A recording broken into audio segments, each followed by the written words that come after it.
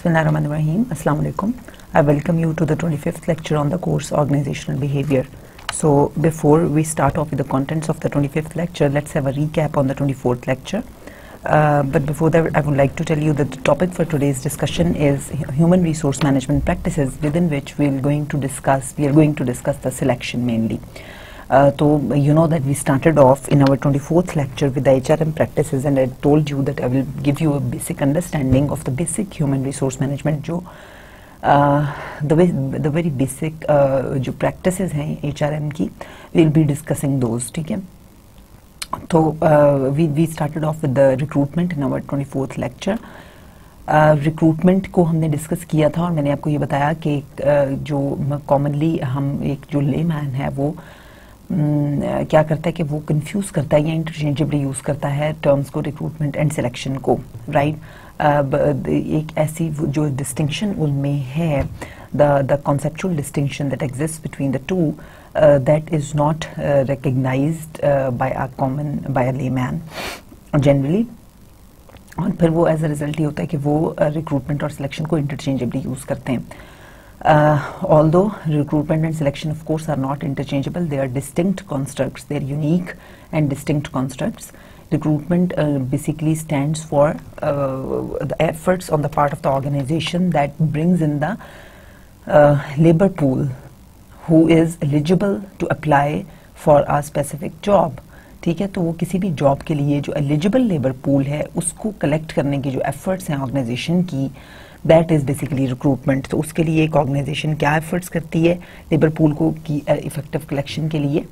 There can be a number of efforts at an organisation. एक तो देखें आप समटाइम्स जो है वो आप एडवर्टीजमेंट्स दे सकते हैं, न्यूज़पेपर्स वगैरह में एडवर्टीजमेंट्स देनी है, या और you have to verbally ask someone through referrals. Different sources हैं फिर रिक्रूटमेंट के विच वी वर डिस्कसिंग कि वो इंटरनल सोर्सेज भी हो सकते हैं, एक्सटर्नल सोर्सेज भी हो सकते हैं. अब वो वर्बल सोर्सेज भी हो सकते हैं और वो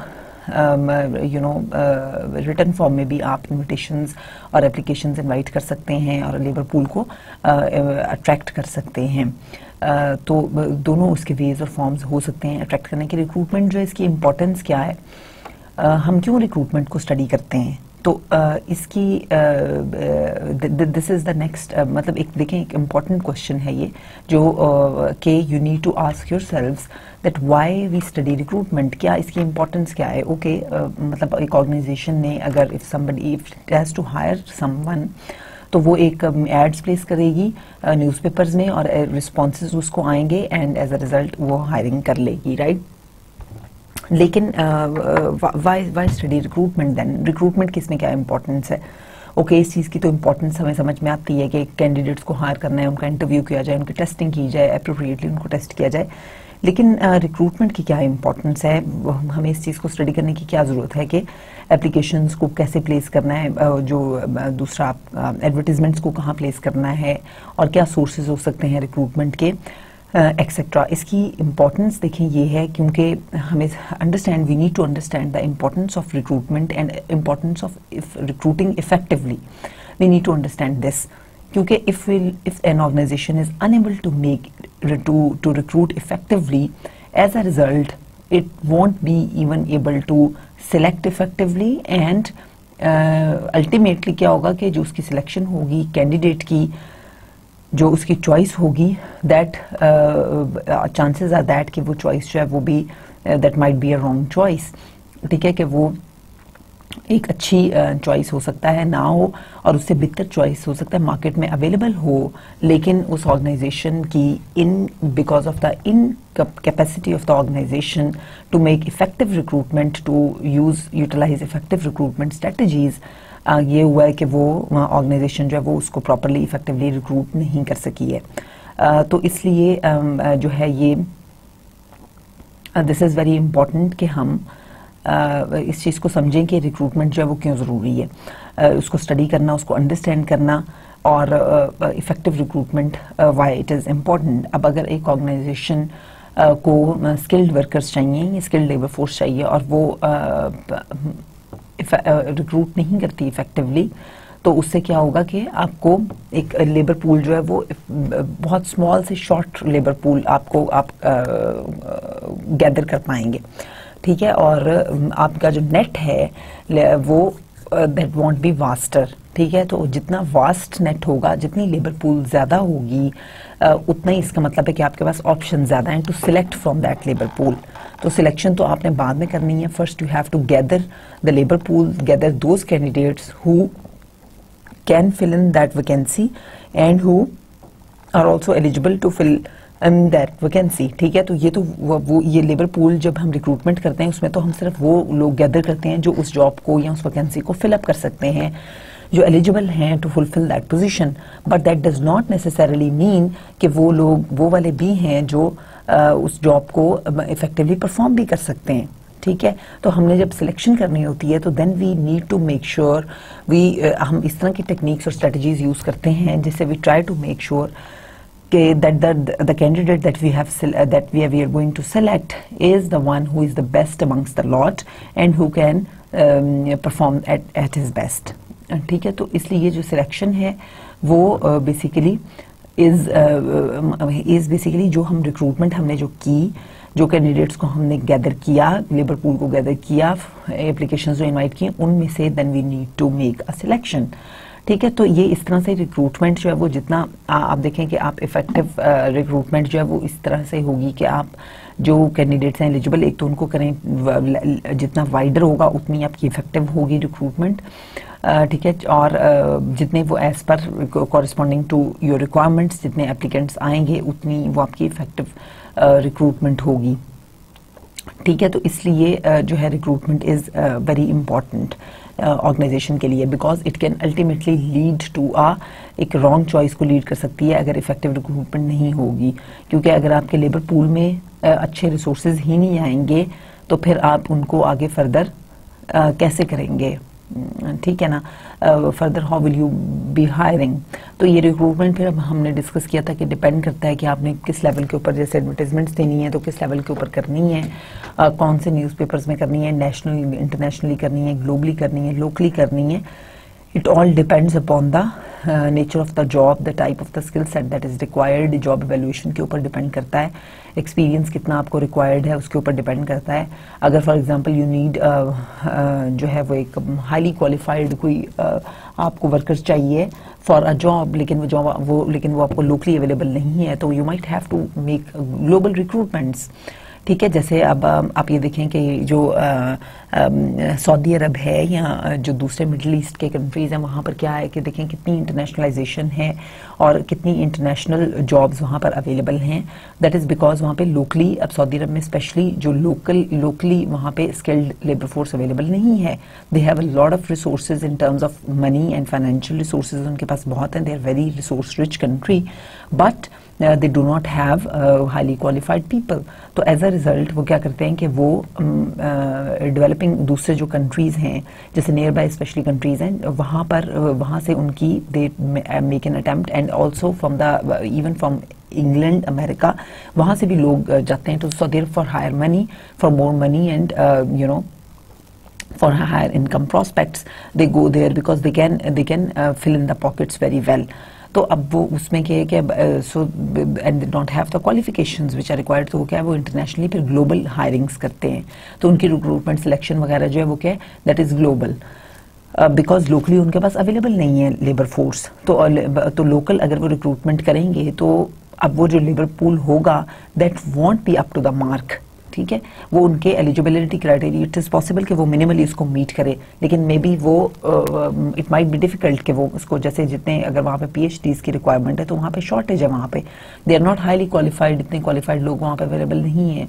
तो एज अ रिजल्ट अब इंक्रीजिंगली आपने देखा होगा, अगर आप न्यूज़पेपर्स को देखा करें, आप लोग बिजनेस के जैसे स्टूडेंट्स हैं तो आपको I would strongly recommend you कि आप लोग ज़रूर न्यूज़पेपर एक तो डेली पढ़ा करें।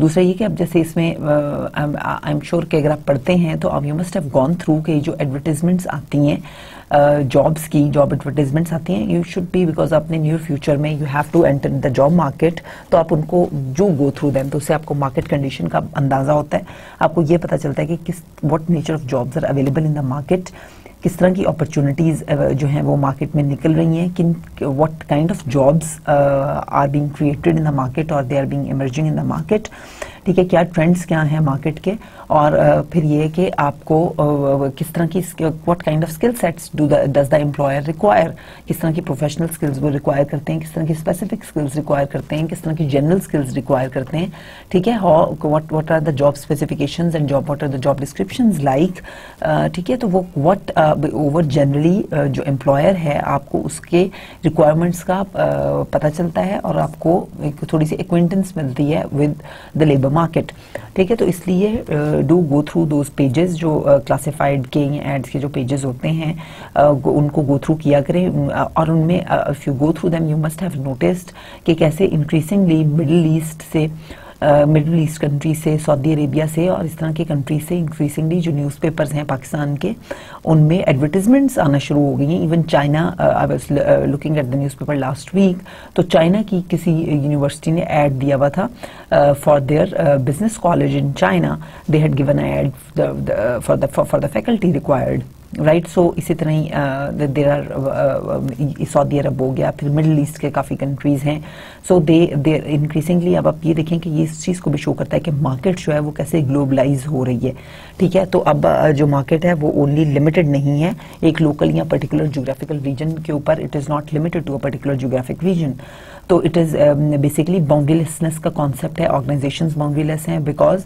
एक तो ऑर्गेनाइजेशंस जो हैं उनकी बाउंड्रीज भी ब्लर हो गई हैं, why because of this all these trends, जो ग्लोबलाइजेशन का ट्रेंड है, कन्वर्जेंस का ट्रेंड है जो, और जो इंटरनेशनल प्रोडक्शंस जो हैं वो ग्लोबल हो गई हैं। आप you can not say that this thing is being produced in this particular country के यहाँ पे, क्योंकि चीज़ों का जो कंट्री ऑफ ओरिजिन है वो तो मतलब उनकी मैन्युफैक्चरिंग कहीं हो रही है, प्रोडक्शन उनके कहीं पे हो रही है, असेंबलिंग कहीं पर हो रही है, डिलीवरी कहीं पे हो रही है, सर्विसेज कहीं पे, तो इट्स ऑल मतलब जहाँ पे चीप रिसोर्सेज अवेलेबल हैं वहाँ से जो कंपनीज हैं they are benefiting from the cheap resources without the concept of the boundaries. ये ज्योग्राफिकल बाउंड्रीज का concept is an old concept now, ठीक है, और वो अब जो है वो नहीं है। तो अब उसमें आप ये देखें कि इस तरह से ग्लोबल रिक्रूटमेंट जो है वो increasingly we can notice it ourselves कि अब वो ऑनलाइन तो of course it was there, मतलब ऑनलाइन तो it's not a new thing ना कि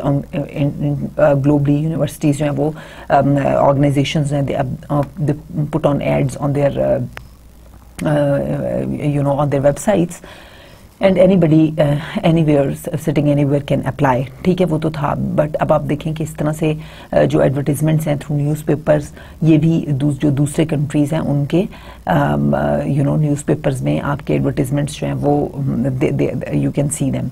तो इस तरह से ये this is a change of trends that you can notice easily, and these are the outcomes of globalisation जो कि अफेक्ट कर रहा है ओवरऑल हर ऑर्गेनाइजेशन को, ना सिर्फ ऑर्गेनाइजेशंस को बल्कि ओवरऑल जो है आपके टोटली सिनेरियो जो है वो चेंज हो रहा है, मोबिलिटी ऑफ लेबर को इन्फ्लुएंस कर रहा है, ठीक है। और आप देखें कि now you very commonly here from the people around you that they are going to this country, to that country for a short trip, for a short visit, for some short course or such things, ठीक है। तो that was जो कि पहले इतना common नहीं होता था, now these things are very common to see and hear कि mobility of labor जो है वो that is increasing, and that is all because of this blurring of the boundaries and the people who जो जहाँ पे आपको better opportunities मिलती हैं, people tend to go there. It's not that difficult to move from one place to another. जैसे पहले international assignments difficult होती थी या जैसे उनमें रिलक्टेंस होती थी, अब वो रिलक्टेंस का element that has reduced. Awareness भी ऑफ कोर्स उसमें देयर आर नंबर ऑफ कोई सोशल फैक्टर्स भी हैं उसके और इकोनॉमिक उसके फैक्टर्स भी हैं, but there are of course a number of factors that we are not going to discuss here. But देखिए इस तरह से रिक्रूटमेंट पे इफेक्ट इन्फ्लुएंस आता है। तो मैं आपको ये बता रही थी कि जब जैसे ग्लोबल रिक्रूटमेंट होती है तो आप ये देखें कि वो फिर आपकी उसमें there are number of factors जो कि मैं आपको बता रही थी कि जैसे लोकल मार्केट में समटाइम्स आपको अवेलेबल, तो फिर आपने कैसे रिक्रूटमेंट करनी, कैसे क्या सोर्स आपने यूज़ करना है, क्या स्ट्रेटजी यूज़ करनी है, इट ऑल डिपेंड्स कि आपको लोकल मार्केट में क्या अवेलेबिलिटी है। मतलब ऑफ कोर्स अब इंटरनेशनल मार्केट से हमने ऑलरेडी ये डिस्कस किया था कि जब इंटरनेशनली या ग्लोबली आप रिक्रूट करते हैं तो उसकी कुछ कॉस्ट भी हैं, ठीक है। तो इन टर्म्स ऑफ के जो लेबर को यू कैन से रीलोकेशन कॉस्ट उसकी पे करनी पड़ती है, आपको फैमिली जो है वो रीलोकेट करती है, उसमें आपको शायद सेटल करना पड़ेगा कोई उनको, because it is all change process है। तो उसमें ये है कि वो सारी जो कॉस्ट हैं, there are number of cost that are involve, cultural incompatibilities हो सकती हैं और इस तरह के एडजस्टमेंट के इशूज़ हो सकते हैं, लैंग्वेज के इशूज़ हो सकते हैं, सोशल बैरियर्स हो सकते हैं। तो there are a number of issues that an organization has to see when it has to recruit globally, ठीक है। बट लेकिन एट द सेम टाइम अब जैसे ये देखें कि ये जो कंट्रीज़ हैं जैसे मिडिल ईस्ट वगैरह है या सऊदी अरब वगैरह, तो ये यहाँ पे इनके एडवर्टीजमेंट्स पाकिस्तान में या यहाँ पर आप ये देखें कि यहाँ पे of course because these countries are quite similar to each other in terms of the culture और रिलीजन के लिहाज से और ओवरऑल जो वैल्यूज़ और सोशल सिस्टम के लिहाज से there are a number of similarities, collectivism है यहाँ पर भी वहाँ पर भी। तो कल्चरल जो डायमेंशंस हैं on in terms of the cultural dimensions which were given by Hofstede, there are a number of similarities between Pakistan and these Asian countries और specifically South Asian region में। तो as a result of that वहाँ पे इतनी यहाँ पे difficulty जो है वो नहीं होती और इस तरह की जो आपको कल्चरल या लैंग्वेज बैरियर्स जो हैं ऑफ कोर्स वो इतने नहीं हैं जिस तरह से आपके जो डिफरेंट कॉन्टिनेंट्स में बैरियर्स होते हैं, ठीक है। तो इसके बाद फिर वी वर डिस्कसिंग कि इंटरनल सर्चेस के भी हमने मेरिट्स और डीमेरिट्स देखे, हमने एम्प्लॉय रेफरल्स को देखा, उसके मेरिट्स और डीमेरिट्स देखे, रिकमेंडेशंस हमने देखी कि एम्प्लॉय रेफरल्स को आप कब यूज़ कर सकते हैं और कब आप what are the things that you need to look after कि उसमें एम्प्लॉय रेफरल्स में जो फ्रेंडशिप का एलिमेंट है वो ना आ जाए और उसकी वजह से you can say that the employee should not confuse the element of friendship with the requirements of the job. Because अगर वो उसे कंफ्यूज करेगा, अगर वो अपने फ्रेंड को जैसे ऑब्लाइज करने की किसी को कोशिश करेगा because of that and if the job performance is then jeopardized और देन वो सेक्रीफाइस हो जाएगी job performance and that would be at stake, तो दैट्स नॉट गुड, उसके चांसेस होते हैं। Then but it all depends क्योंकि ऑफ कोर्स मेरिट्स भी हैं डीमेरिट्स भी हैं रेफरल्स के। ऑफ कोर्स बहुत बड़ी हद तक एम्प्लॉय हिमसेल्फ और herself, it depends on the employee, उसके एथिक्स के ऊपर डिपेंड करता है, उसके जो है कोड ऑफ एथिक्स और उसकी वैल्यूज़ और मॉरल सिस्टम के ऊपर इट ऑल्सो डिपेंड्स कि whether he really wants to एक एथिकल चॉइस वो करना चाहता है कि वो he wants to make sure कि if the organisation has trusted the employee with this responsibility to refer him somebody, it also depends upon his the level of his ethical ethics, उसके ethics level पे भी depend करता है कि at what level he is। अगर तो वो high ethics पे होगा तो फिर वो इस तरह के compromises नहीं करेगा कि recommending someone who is his relative or his friend and compromising on the job performance because he knows that the other person is not that capable to perform that job and the organization could find some better options। तो अगर आपके ethically इतने strong नहीं है तो फिर chances हैं कि आप इस तरह के जो एलिमेंट्स हैं they can pop in and then the organization. लेकिन ओवरऑल एम्प्लॉय रेफरल्स जो हैं दे have been reported to be helpful in identifying a good candidate because of course when जब आप एक ऑर्गेनाइजेशन में काम कर रहे होते हैं आपको उसके ins and outs का पता होता है और आप जब when you discuss with others या अपने किसी क्लोज या रिलेटिव जिसको भी आप रेफर करेंगे when you discuss तो आप उसको स्ट्रेंथ्स भी बता रहे होते हैं और वीकनेसेस भी बता रहे होते हैं, you give try to give a clear picture आप उसको दे रहे होते हैं। तो as a result of that आपको द अदर जो प्रोस्पेक्टिव कैंडिडेट है वो ज़्यादा बेहतर प्रिपेयर्ड होता है। तो इस तरह के एडवांटेजेस तो इसके एम्प्लॉय रेफरल्स के होते हैं एंड डिसएडवांटेजेस भी इसके हैं। तो the organization needs to think carefully and strategically and then make a choice after considering इन सारे पॉइंट्स को, पॉजिटिव्स और नेगेटिव्स को। दे आर बेसिकली ऑर्गेनाइजेशन को इनको it should keep in note of these points before making the decisions. Then we have the external searches. External searches जो हैं ये भी बेसिकली दे आर ऑल्सो हम एक्सटर्नल सर्चेज और ऑल्टरनेटिव्स अभी हमने डिस्कस नहीं किए थे। तो let's have a look at the external searches and alternatives in detail. अच्छा, एक्सटर्नल सर्चेज में हमने एक तो देखा एडवर्टीजमेंट्स को। एडवर्टीजमेंट्स मैंने जैसे हम थोड़ा सा पहले आपके साथ जिक्र भी किया था कि they must decide type and location of ad. depending on job, decide whether to focus on job, which is job description, or on applicant, such as job specification. तो आपने जो है वो किसके ऊपर आपने फोकस किसको करना है, स्पेसिफिकेशन को फोकस करना है या इवेल्युएशन को फोकस करना है. You need to decide this, क्योंकि देखें कुछ जो एडवर्टीजमेंट्स होती हैं वो जॉब डिस्क्रिप्शन को फोकस करती हैं और कुछ एडवर्टीजमेंट्स जो होती हैं वो स्पेसिफिकेशन को फोकस करती हैं. तो it depends upon a number of things कि आपने कैसे, मतलब अगर कोई जॉब इस तरह की है कि उसमें स्किल्स आर मोर इम्पॉर्टेंट, ठीक है, तो आप एक स्किल सेट को फोकस कर रहे हैं, तो फिर आप स्पेसिफिकेशन को फोकस करेंगे. कोई हाईली स्किल्ड टेक्निकल इस तरह की जॉब्स हों, ठीक है, तो उनमें आप जो है जॉब स्पेसिफिकेशन को फोकस करेंगे कि उस पर्सन में क्या क्या एबिलिटीज़, किस तरह की क्वालिटीज़ होनी चाहिए, क्या उसका एक्सपीरियंस होना चाहिए, कौन से स्किल्स उसको आनी चाहिए टू परफॉर्म दैट वर्क. और ऑल्सो स्पेसिफिकेशन को हम फोकस करते हैं जब कोई जॉब इस तरह की है कि वो that is a commonly known job, ठीक है, वो जिसमें आपको ये पता है कि इस जॉब में ये रिस्पॉन्सिबिलिटीज़ होती हैं, तो उसमें आप फिर क्या करेंगे कि you focus on the specification. But it's the other way when you focus on the job description, ठीक है, but it's just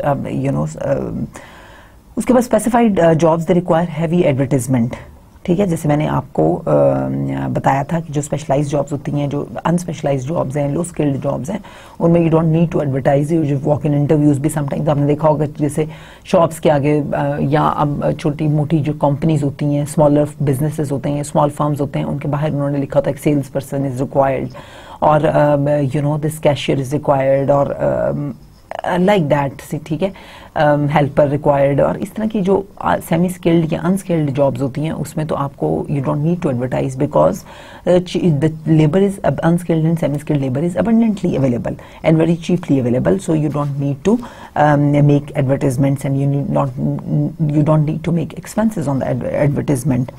There are three factors that basically influence the response rate. जब आप ऐड देते हैं and external search करने के लिए, तो उसमें क्या है कि 3 फैक्टर्स हैं जो इन्फ्लुएंस करते हैं आपके रिस्पॉन्स रेट को. One is the identification of the organization, the other one is the labour market conditions, and the third one is the degree to which specific requirements are listed.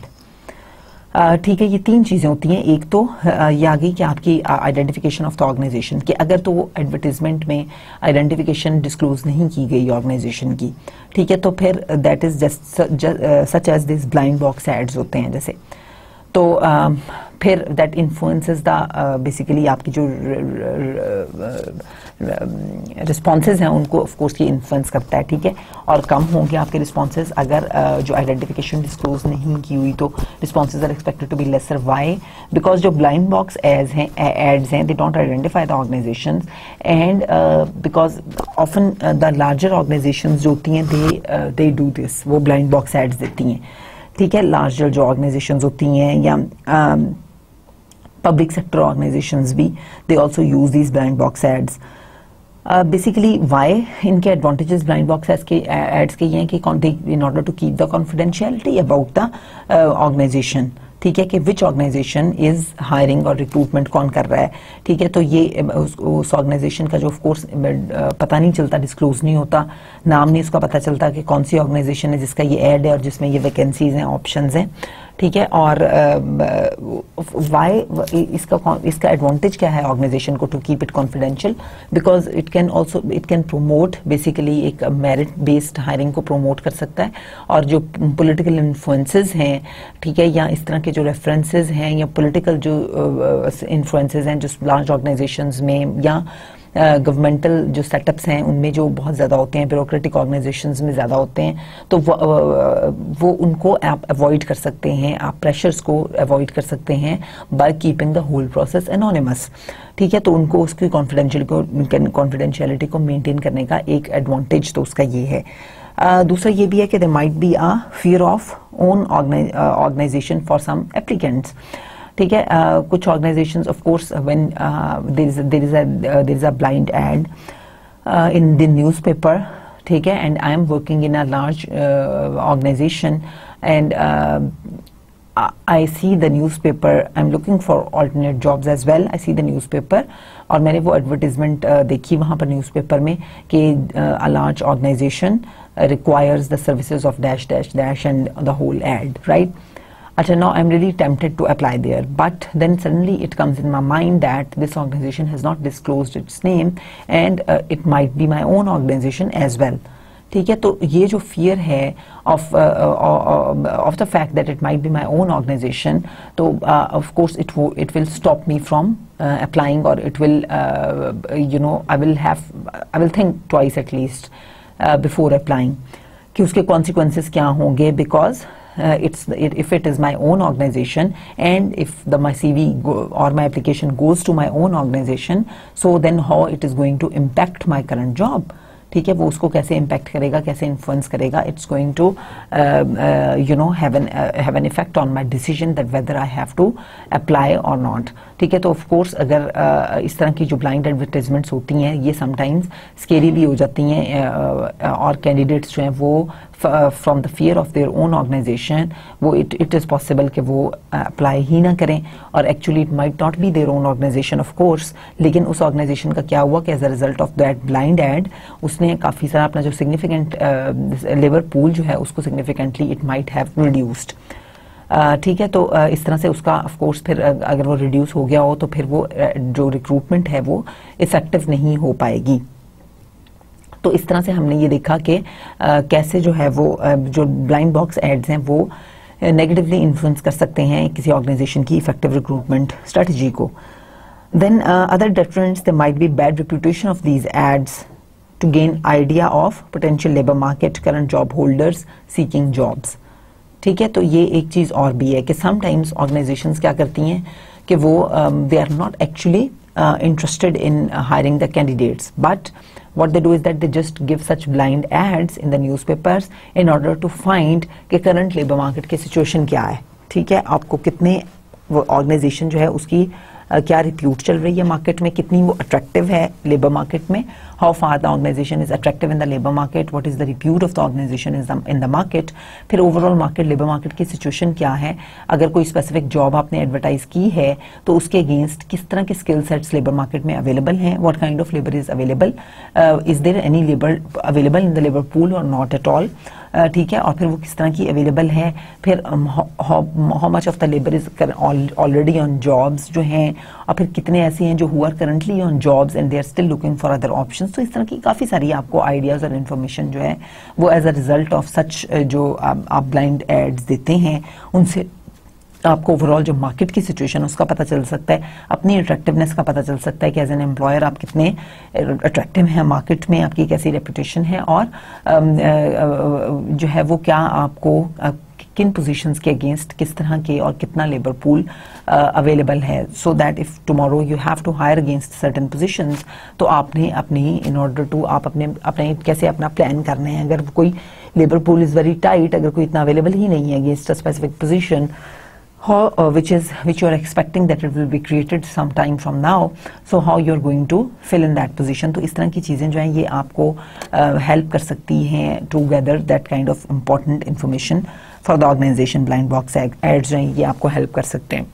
अब लेकिन ये है कि इसमें जैसे मैंने आपको बताया था कि 3 फैक्टर्स हैं वो इन्फ्लुएंस करते हैं रिस्पॉन्स रेट को. तो उनमें एक चीज़ तो ये होगी कि identification of the organization which if hidden through the blind box ads that can negatively influence the effective recruitment. ठीक है, फिर दूसरा ये कि लेबर मार्केट कंडीशंस, इसके ऊपर भी हमने बात की थी कि labour market conditions of course directly influence करती हैं कि आपकी जो रिक्रूटमेंट है वो कितनी होगी, इफेक्टिव होगा नहीं होगा, क्या होगा. ऑफ कोर्स जितनी लेबर मार्केट में जितने ज़्यादा लेबर फोर्स अवेलेबल होगी उतनी ही वो लूज मार्केट होगी और उतनी आपके पास ज़्यादा जो है वो अवेलेबल होंगी, ऑप्शंस अवेलेबल होंगी. लेकिन लेबर मार्केट जितनी टाइट होगी, जितनी लेबर या स्किल्ड लेबर फोर्स है वो जितनी कम होगी उतनी ही ज़्यादा, इसका मतलब है कि टाइट लेबर मार्केट है और ऑर्गेनाइजेशन जो है उसको it will have to pay higher price to get that labour of course. So labour market conditions पे भी डिपेंड करता है. ठीक है, और उसके बाद the degree to which specific requirements are listed इसके ऊपर भी डिपेंड करता है कि आपका जो एड है वो कितना कॉम्प्रिहेंसिव है. ठीक है, तो दैट इज़ वेरी इंपॉर्टेंट कि एड जो है वो कॉम्प्रिहेंसिव होना चाहिए और उसमें इंफॉर्मेशन दी हो, ऑल द इंफॉर्मेशन जो नेसेसरी है to for applying for the job और फॉर सेटिस्फाइंग जो बेसिक क्वेश्चंस होते हैं एक पोटेंशियल कैंडिडेट के, उनको सेटिस्फाई करने के लिए वो सारे अवेलेबल उसमें होने चाहिए. तो आपकी जो जॉब एडवर्टीजमेंट है वो कितनी स्पेसिफिक है और वो कितनी इंफॉर्मेशन प्रोवाइड कर रही है वो उसके ऊपर भी बहुत डिपेंड करता है. ठीक है। तो अब जैसे अब आपने देखा होगा कि अब ऑर्गेनाइजेशंस इंक्रीजिंगली क्या करती हैं, they have their own application forms उन्होंने बनाए हुए हैं अपनी वेबसाइट्स के ऊपर, तो वो ऐड दे देती हैं न्यूज़पेपर में, and there they give the link to their website and they say that for details on the job click on go to this web page, visit our web page, और वहीं पे आप application form fill करें और वहीं पे आप apply कर दें। ठीक है। तो वो जो डिटेल्ड इन्फॉर्मेशन होती है वो आपको वेबसाइट के ऊपर कंप्लीटली डिटेल्ड इन्फॉर्मेशन उस कंपनी के बारे में, उसके बैकग्राउंड के बारे में, ठीक है, और वहाँ पे क्या फैकल्टी करंटली है, क्या स्टाफ करंटली है। तो जब when you go to the website तो उसमें एक तो ऑफ कोर्स आप जॉब के लिए तो अप्लाई कर ही सकते हैं, लेकिन उसके साथ साथ आप जॉब के बारे में आपको डिटेल्ड इन्फॉर्मेशन मिल जाती है, description, specification etcetera, and other than that about the companies profile and about the you can probably get also the information about the faculty profile। तो आप वो पूरा कंपनी प्रोफाइल जो है उसको विजिट कर लेते हैं, तो this can also help to give you a realistic job preview about that organization. ठीक है। तो ये जो 3 चीज़ें हैं ये इन्फ्लुएंस करती हैं आपकी बेसिकली एक्सटर्नल सर्चेज जो हैं वो कितनी सक्सेसफुल होंगी और कितनी इफेक्टिव होंगी, इस चीज़ को ये डिटरमिन करती हैं। उसके बाद हमने देखा कि there are other sources as well of the for the recruitment, जिसमें एक एक्सटर्नल सर्चेज आ जाती हैं, उसी में ही एक तो आपने एडवर्टाइजमेंट प्लेस कर दी, दूसरा ये तरीका है कि you take the help of the employment agencies. ठीक है। तो एम्प्लॉयमेंट एजेंसीज जो हैं ये स्पेशलाइज्ड एजेंसीज होती हैं, and as the name indicates they basically provide this service of you can say that your आपको टू फाइंड आउट दैट जो भी स्किल सेट का, जिस भी स्किल सेट का जो भी रिक्वायरमेंट है, जो भी लेबर आपको रिक्वायर्ड है, they help you finding that. ठीक है। So they basically employment agencies they provide comprehensive services and are perceived to offer positions and applicants of a low and high caliber। ठीक है। तो ये basically they are comprehensive service providers and they offer positions, they are positions and applicants of a low and high profile जो caliber हैं उन दोनों को they are basically reported to serve। Then fees may be paid by the employer, employee or both, so that depends upon the arrangement that you have with the employment agency that who is going to pay the fee। employer भी of course in agencies को approach करता है, employees जो prospective candidates हैं जो jobs ढूंढ रहे हैं, सीख कर रहे हैं, they also approach them। तो who is going to pay, that really depends upon कि वो आपकी उनके साथ क्या mutual arrangement हुई है। अच्छा, मैनेजमेंट कंसल्टिंग, एग्जेक्टिव सर्च और head hunter firms, they specialize in executive placement and hard to fill positions. तो जैसे हमने पहले देखा था कि कुछ एम्प्लॉयमेंट पोजीशन जो एजेंसीज हैं, what they do is that they are only providing services to the people of all positions जो हैं। ठीक है। और मतलब एग्जेक्टिव्स को भी जो सारी पोजीशंस में ये प्रोवाइड करती हैं हाई और लो कैलिबर में। लेकिन जो मैनेजमेंट कंसल्टिंग फर्म्स होती हैं या हेड हंटर्स वगैरह जिनको हम बोलते हैं, they are basically the firms who जैसे जो हाईली जो स्किल्ड लोग हैं या हाईली जो स्पेशलाइज्ड लोग हैं उनको which are hard to fill position, such as किसी कंपनी का सीईओ चाहिए या टॉप मैनेजर्स जो हैं या जो टॉप पोजीशंस होती हैं बेसिकली, ये तो हेड हंटर फर्म्स जो हैं वो उनको सर्च करने में और उनको अप्रोप्रिएट उनकी प्लेसमेंट फाइंड करने में they help in that. So they charge employers up to 35% of first year salary। ठीक है। तो first year salary का up to 35% they charge the employer, so which is really a high price। So have nationwide contacts of course because specialized firms हैं, this is what they are supposed to, मतलब उनका of course that is their business and as a result उनके पास एक complete एक huge database बन जाता है basically employers का भी और prospective candidates का भी, और फिर वो mix and match कर सकती हैं, match करके profiles और they let you know, then do thorough investigations of the candidates। ठीक है। तो ये भी services ये provide करती हैं candidates की investigations करने का। अच्छा, एक और जो रिक्रूटिंग का सोर्स है that is basically schools, colleges and universities. That is another important basically source of external searches. और आपने ये देखा होगा कि ऑर्गेनाइजेशंस जो है वो इंक्रीजिंगली ये सोर्स को भी यूज करती हैं। अब COMSATS itself has basically started ये जॉब फेयर वगैरह आप करवाना शुरू कर दिया हुआ कॉमसेट्स ने। और क्या होता है इनमें बेसिकली कि जो डिफरेंट स्कूल्स, कॉलेजेस और यूनिवर्सिटीज़ हैं उनमें the people basically it's kind of collaboration between the universities and the university and the industry. तो इंडस्ट्री से क्या है, the people come from the university to the universities, colleges और the universities and the basically the company जब वो अपना profile वहाँ पे आके प्रेजेंट करती है और फिर वो जो कैंडिडेट्स हैं, it has a meeting with the candidates, chit chat के साथ एंड ऑन, एंड देन वहाँ पे सिलेक्शन भी, अरेंजमेंट्स भी होती हैं कंपनीज की, ऑर्गेनाइजेशंस के साथ, यूनिवर्सिटीज के साथ, और वहीं पर ही कोई सेटलमेंट भी हो जाती है। ठीक है, मतलब हम आपके इन कैंडिडेट्स को एज इंटर्नीज हायर करेंगे, इन स्टूडेंट्स को, और इंटर्नशिप देनी, हायरिंग करनी, एक्सेट्रा। तो एक तो एंट्री लेवल स्पेशली जो पोजीशंस होती हैं उन पे इस तरह ही होता है कि जो फ्रेश ग्रेजुएट्स हैं उनको कंपनीज जो है, जैसे दे यू मस्ट हैव हर्ड कि तो बहुत पुराना है, अक्सर मतलब जो कंपनीज हैं they go to LUMS every year, और वहाँ पे आके तो वो एवरी ईयर जो ग्रेजुएट्स, फ्रेश ग्रेजुएट्स हो रहे होते हैं उनको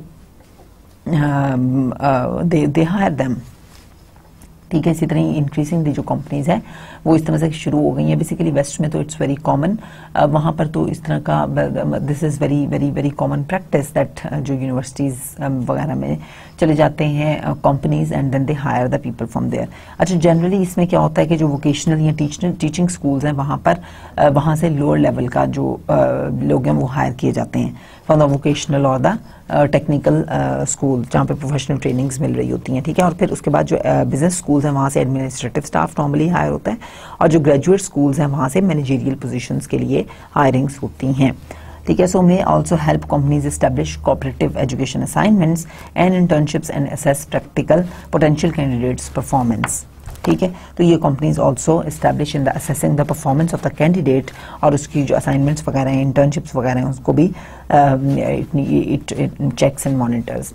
अच्छा, उसके बाद मैंने और एक्सटर्नल सोर्सेज में आपको बताया था, जैसे अनसोलिसिटेड एप्लीकेशंस होती हैं, जैसे वॉक इन इंटरव्यूज का हमने जिक्र किया था, तो of course that is also a part of the external search.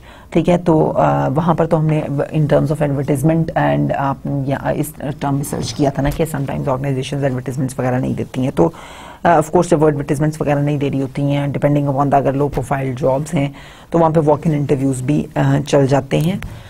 फिर आपके पास अनसोलिसिटेड एप्लीकेंट्स काफ़ी होते हैं। ठीक है, आपको you have always have a stockpile of, specially considering the जो पाकिस्तान में अनएम्प्लॉयमेंट रेट इस वक्त चल रहा है, जो पाकिस्तान में लेबर मार्केट की कंडीशन है, जो जॉब अपॉर्चुनिटीज़ की सिचुएशन है, तो considering that you can expect कि there is a stockpile of prospective applicants and there are no current job openings. ठीक है, तो ये बेसिकली इनको अनसोलिसिटेड एप्लीकेंट्स हम बोलते हैं। तो अनसोलिसिटेड एप्लीकेशंस जो है वो भी ऑर्गेनाइजेशन के पास काफ़ी सारी आ जाती हैं। ठीक है, जो कि अक्सर बिन में जाती हैं, बट ऑफ कोर्स हम कह नहीं सकते। देन साइबर स्पेस रिक्रूटिंग जो है ये basically that is nearly 4 out of 5 companies use the internet to recruit employees. इसका हमने ऑलरेडी जिक्र किया कि कैसे इंटरनेट के ऊपर जो कंपनीज है वो अपने एडवर्टाइजमेंट्स दे देती हैं, उनकी पूरी पूरी वेबसाइट होती है, एंड दे आस्क द जो प्रोस्पेक्टिव कैंडिडेट्स हैं कि वो उनको एक एप्लीकेशन फॉर्म भी ऑनलाइन अवेलेबल होता है कि they just fill in that application form and send it इन।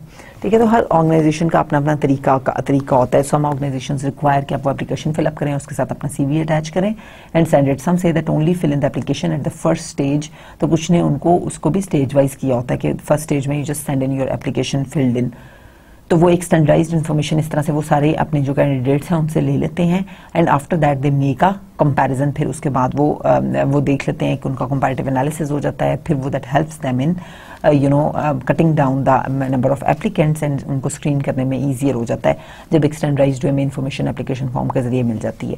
फिर वो जो शॉर्ट कटिंग हुई है उसमें से आप फर्दर उन कैंडिडेट्स को you can ask them to send their CV and the rest of their documents.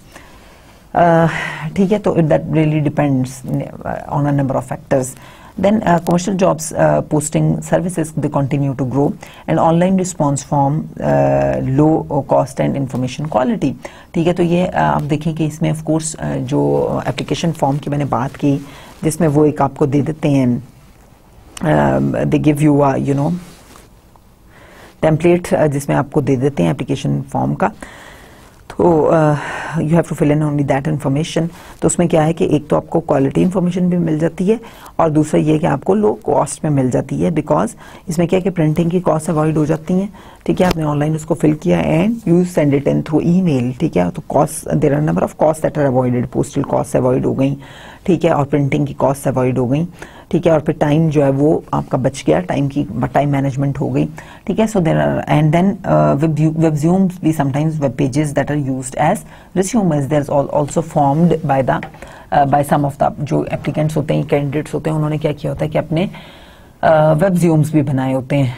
तो वेब रिज्यूम्स हैं, दे बेसिकली सिमिलर टू मतलब रिज्यूमे से ये ना कि वेब बेस्ड रिज्यूम है बेसिकली आपका, कि आपका जो ऑनलाइन रिज्यूम है वो आप अपना वेब लिंक बना लेते हैं और उसमें आप अपनी कंप्लीट जो रिज्यूमे है वो क्या बताता है कि वो आपको कंप्लीट एक इन्फॉर्मेशन दे देता है कि वो आपको वो रिज्यूम मिल जाता है आपको। तो रिज्यूमे को हम आगे भी थोड़ा सा अभी देख लेते हैं। तो समटाइम्स जो कैंडिडेट्स हैं उन्होंने बनाया होता है वेब रिज्यूम, तो ऑर्गेनाइजेशन में वो क्या कर सकते हैं कि अपने सीवी के ऊपर उसका लिंक रख सकते हैं, या वो वैसे उनको जैसे एप्लीकेशन फॉर्म है तो उसमें जब कॉन्टैक्ट इन्फॉर्मेशन वगैरह है तो उसमें भी आप उनको, और समटाइम्स ऑर्गेनाइजेशंस जो एम्प्लॉयर्स हैं वो खुद इंटरनेट से वेब रिज्यूम्स को सर्च भी कर लेते हैं।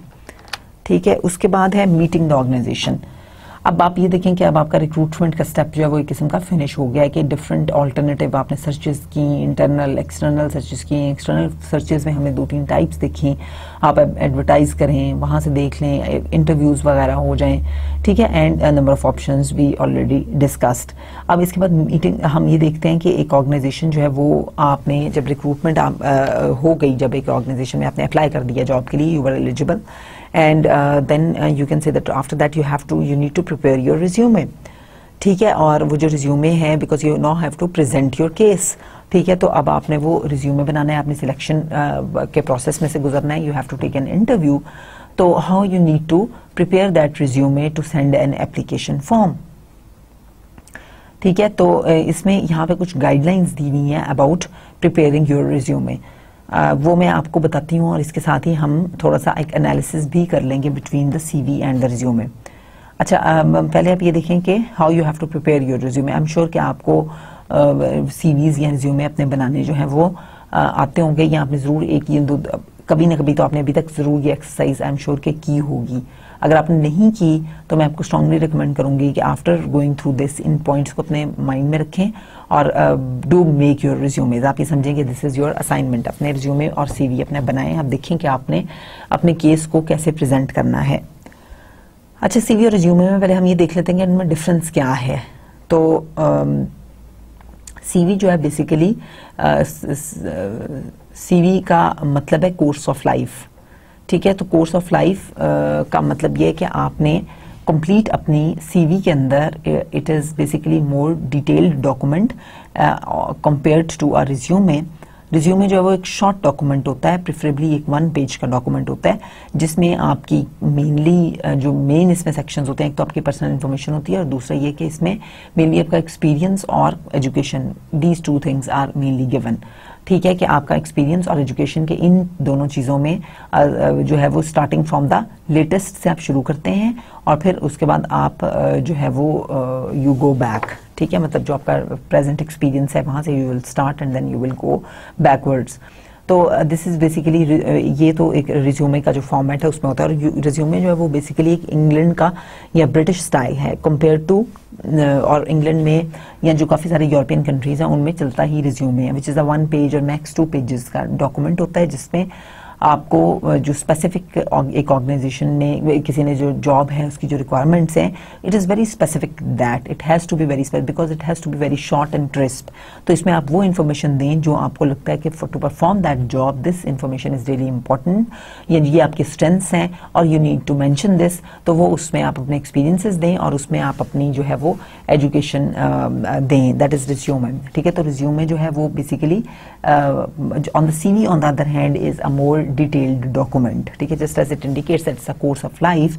तो over a period of life आपके जो जो स्टेप्स जैसे जैसे हुए हैं यू रिपोर्ट देम अकॉर्डिंगली, ठीक है। तो इसमें क्या है कि ये आपका एजुकेशन और एक्सपीरियंस वगैरह एंड एवरीथिंग, लेकिन कंप्लीट डिटेल्स उनकी इसमें आप देते हैं सीवी में, and it can be 3-4 pages long भी हो सकता है, लेकिन ऑफ कोर्स डिपेंड करता है कि आप जैसे इसमें आपकी रिसर्च पब्लिकेशंस वगैरह अगर आप यूनिवर्सिटी, तो बेसिकली अमेरिका में सीवी यूज होता है और वहाँ पे भी स्पेसिफिकली उधर यूज होता है जहाँ पे एक जो यूनिवर्सिटी जैसे सेक्टर होता है या रिसर्च की जो जॉब्स होती हैं उनमें स्पेसिफिकली जहाँ पे आप अपने रिसर्च प्रोजेक्ट्स के बारे में इंफॉर्मेशन देते हैं, अपनी यूनिवर्सिटी के बारे में इंफॉर्मेशन देते हैं, अपने सक्सेसफुल और जो प्रोजेक्ट्स हैं, ऑन गोइंग प्रोजेक्ट्स हैं, जो डेवलपमेंटल प्रोजेक्ट्स हैं उनके बारे में आप इंफॉर्मेशन देते हैं, अपनी कॉन्फ्रेंसेस के बारे में, प्रेजेंटेशंस के बारे में, if you have written any books, book chapters लिखे हुए हैं, पब्लिकेशंस की हुई हैं, जर्नल्स में पब्लिकेशंस की हुई हैं, एक्सेट्रा। तो it's all related to the basically research related होता है, ठीक है। तो वो इस तरह की जो इन्फॉर्मेशन है वो एक CV में आपको मिलती है, ठीक है। और वो that is much more detailed, उसमें आप अपनी फिर इस तरह प्रोफेशनल एक्टिविटीज, अपनी एक्स्ट्रा करिकुलर एक्टिविटीज, अपनी hobbies, so you can tell in all those things in a CV because it has to cover all the aspects from your life till now, that's what it stands for. लेकिन CV हमें इस चीज़ की भी आप लोगों को distinction की ज़रूरत है कि जो एक CV है उसमें और रिज्यूमे जो है वो उसमें when you have to write make a CV and when you have to make a resume, so you people should know this कि अब आप चॉइस कैसे करेंगे। इज इट ऑप्शनल कि आप CV बना लें या रिज्यूमे बना लें? देखिए जनरली जैसे मैंने आपको बताया कि जो रिसर्च रिलेटेड जॉब्स होती हैं वहाँ पर ज़्यादातर अमेरिका में भी यूज़ किया जाता है CV, other than that resume he use किया जाता है, ठीक है। और रिज्यूमे जो है वो बेसिकली हम ये कह सकते हैं कि रिज्यूमे जो है वो that is more for the जो इंडस्ट्रियल रिक्वायरमेंट्स होती हैं या इंडस्ट्रियल जो जॉब्स होती हैं वहाँ पे अप्लाई करने के लिए रिज्यूमर इज़ अ बेटर ऑप्शन, ठीक है। क्योंकि जो CV है वो तो आपका कंप्लीट डिटेल्स हैं उसमें about your career, about your education and everything. So जो एक CV होता है वो इतना ज़्यादा उसको मोल्ड करने की जरूरत नहीं होती क्योंकि वो तो कंप्लीट डिटेल्स हैं ही हैं, उसमें सब कुछ अवेलेबल है। लेकिन एक रिज्यूमे जो है it has to be very short and crisp, ठीक है। देयरफॉर आपने रिज्यूमे को कट शॉर्ट करना होता है और उसको मोल्ड करना होता है according to the job for which you are applying, ठीक है। आप किस तरह की जॉब के लिए अप्लाई कर रहे हैं, क्या उसकी नेचर है, उससे रेलिवेंट आपका क्या एक्सपीरियंस है।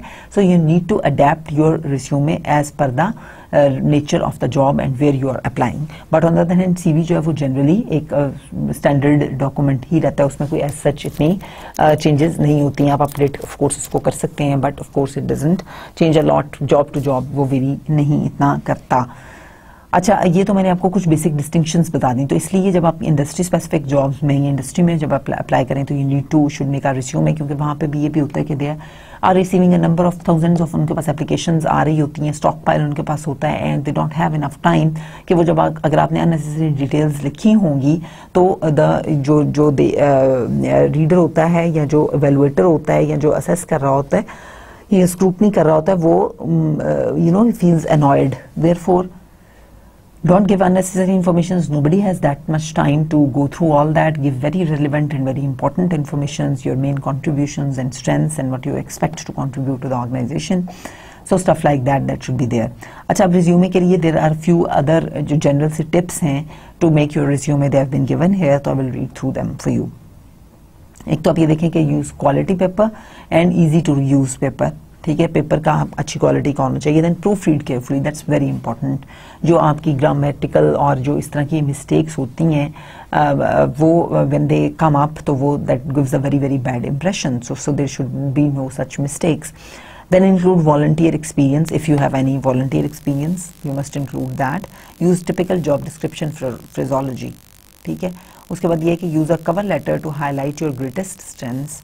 Address the letter not to whom it may concern, ठीक है। तो आपने वो जो कवर लेटर बनाना है it does not have to be to whom it may concern, but it has to be जहाँ पे आप अप्लाई करने लगे हैं, so it has to be addressed to that prospective employer.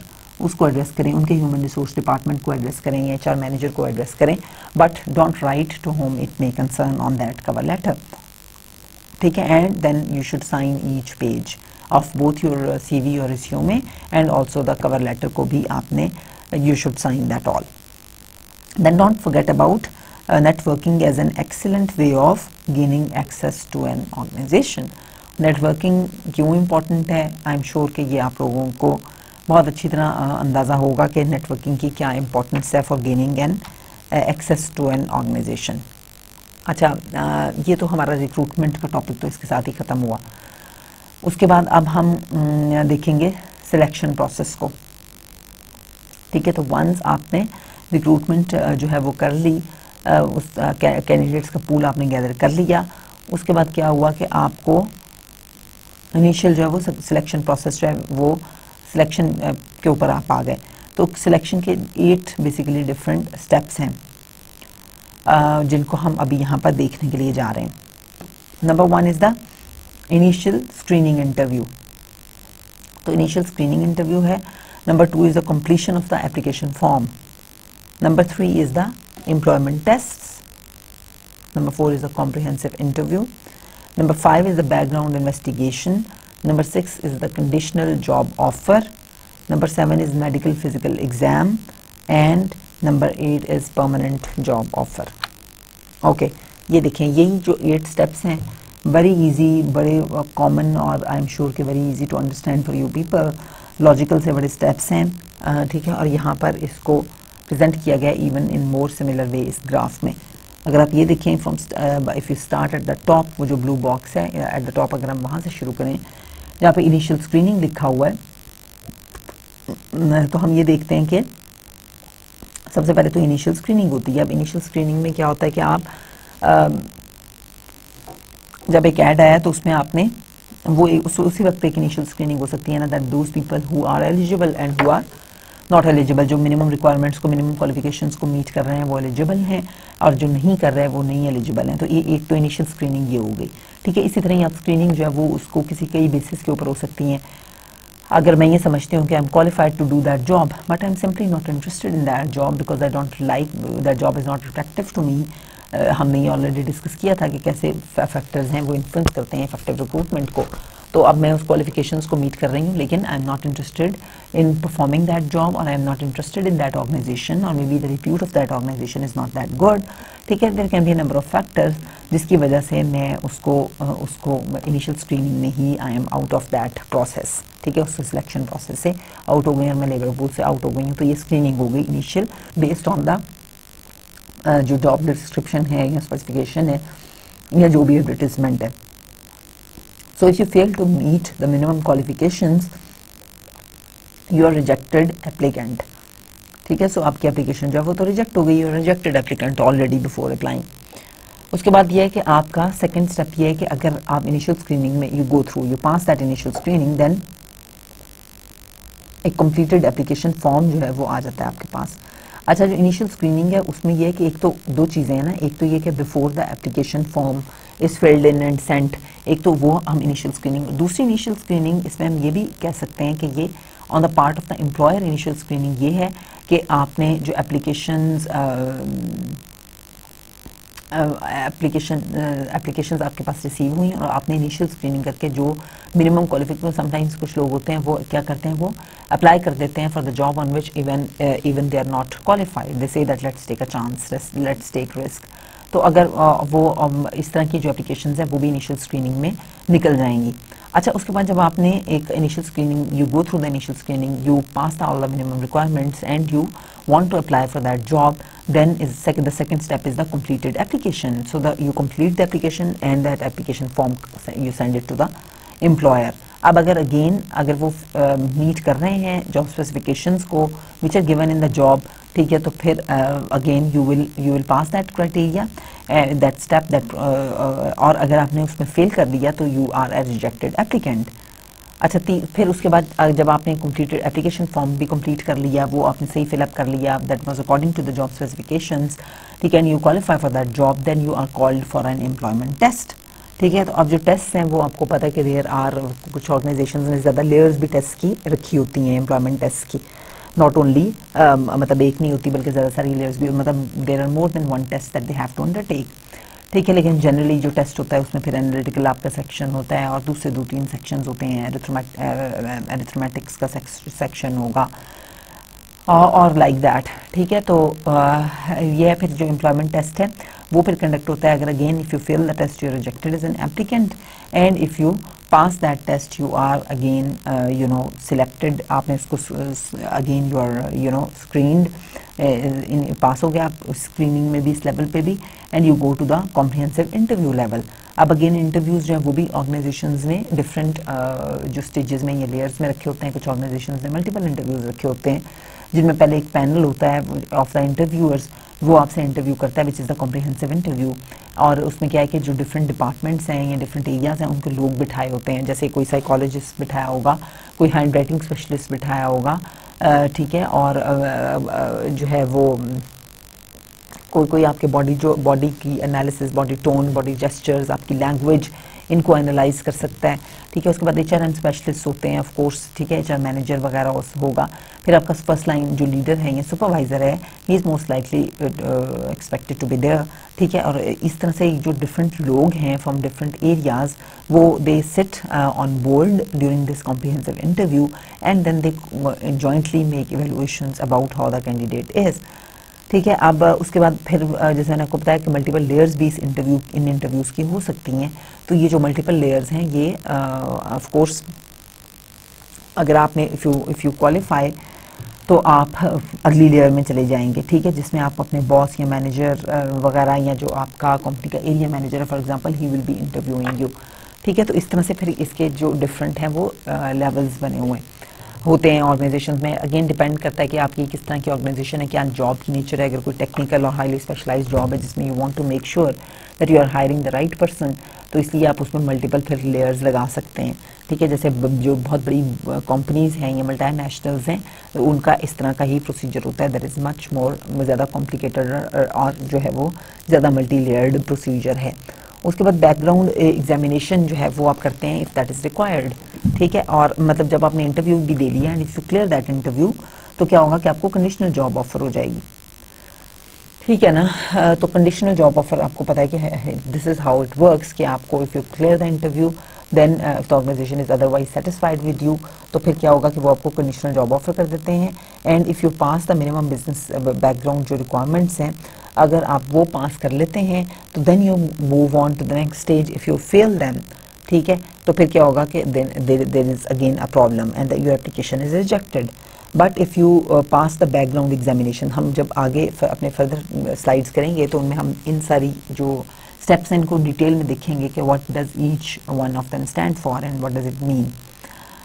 तो हम जब अपना फिर बैकग्राउंड का इन्वेस्टिगेशन वगैरह, अगर वो एग्जामिनेशन बैकग्राउंड का इफ दैट इज सेटिस्फैक्ट्री तो पास हो जाता है, then we go for the medical exam, ठीक है। मेडिकल फिजिकल एग्जामिनेशन जो है वो इफ दैट इज रिक्वायर्ड, जैसे कुछ भी जैसे गवर्नमेंट सेक्टर ऑर्गेनाइजेशंस होती हैं तो दे रिक्वायर यू टू बड़े कॉम्प्रिहेंसिव किस्म के फिजिकल और मेडिकल एग्जाम्स, और दे आस्क कि आप अपना जो है वो मेडिकल फिटनेस सर्टिफिकेट लेके आएँ फ्रॉम किसी प्रैक्टिशनर से, रजिस्टर्ड प्रैक्टिशनर से, ठीक है। तो फिर ये इस तरह से ये होता है कि आपका जो जॉब ऑफर है that is basically conditional upon two things.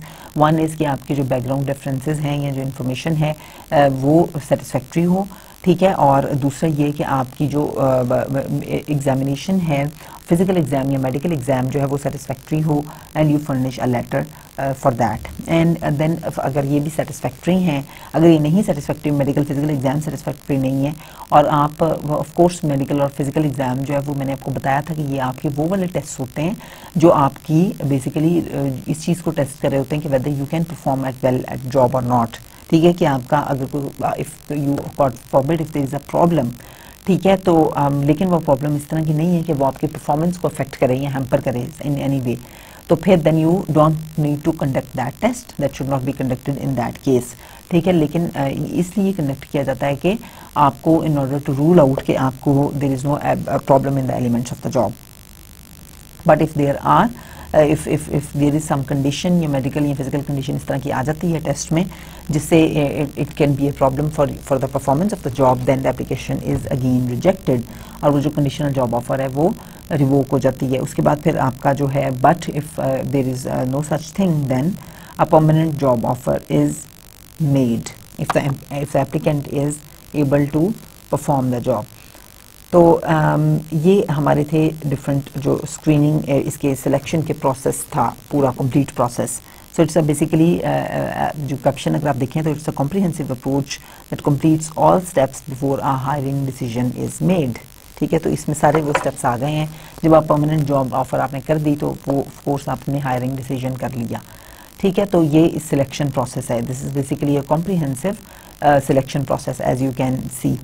अच्छा, अब इसके जो ये सारे मैंने आपको बताया कि जो जितने भी इसके डिफरेंट एलिमेंट्स हैं वो हम इनको वन बाय वन सारे एलिमेंट्स को डिस्कस करेंगे। तो सो फार तो हमने we have done with this, लेकिन अगर हम इसकी इनिशियल स्क्रीनिंग में देखें तो initial screening basically it involve screening of inquiries and screening interviews, ठीक है।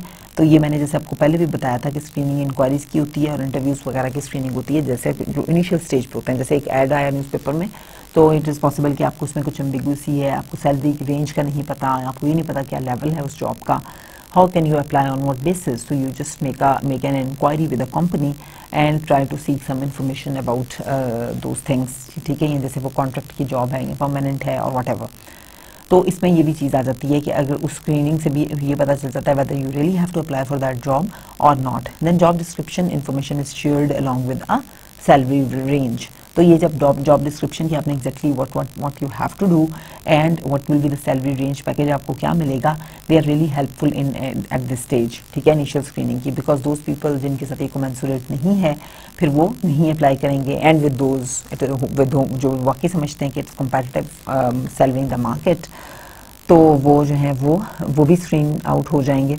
तो देन द कंपनी जो है वो उसकी इनिशियल जो स्क्रीनिंग है वो इस तरह से आपकी हो जाएगी। एप्लीकेशन फॉर्म जब आपने उसके बाद कंप्लीट करना होता है, that is the second step. तो हम ये करते हैं कि जो एप्लीकेशन फॉर्म है और उससे जो रिलेटेड इश्यूज़ हैं, वेटेड एप्लीकेशन फॉर्म्स हैं, and there are a number of other issues that are left again. तो हमने नेक्स्ट जो अपना लेक्चर है वो मैं आपको देने जा रही हूँ स्ट्रेटेजिक ह्यूमन रिसोर्स मैनेजमेंट पे। तो स्ट्रेटेजिक जो पर्सपेक्टिव है एचआर का, हम उसको डिस्कस करेंगे, और उसके साथ हम ये वाला जो लेक्चर है, the left over about this lecture, we'll be discussing that together with the lecture on the strategic human resource management। और हम ये देखेंगे कि why we are reading strategy and why it is important to read it, ठीक है। फिर हम उसके भी अगेन implications देखेंगे for organizational behavior, for employee behavior in the organization, ठीक है। तो that's going to be very interesting as well। I hope you enjoyed today's lecture।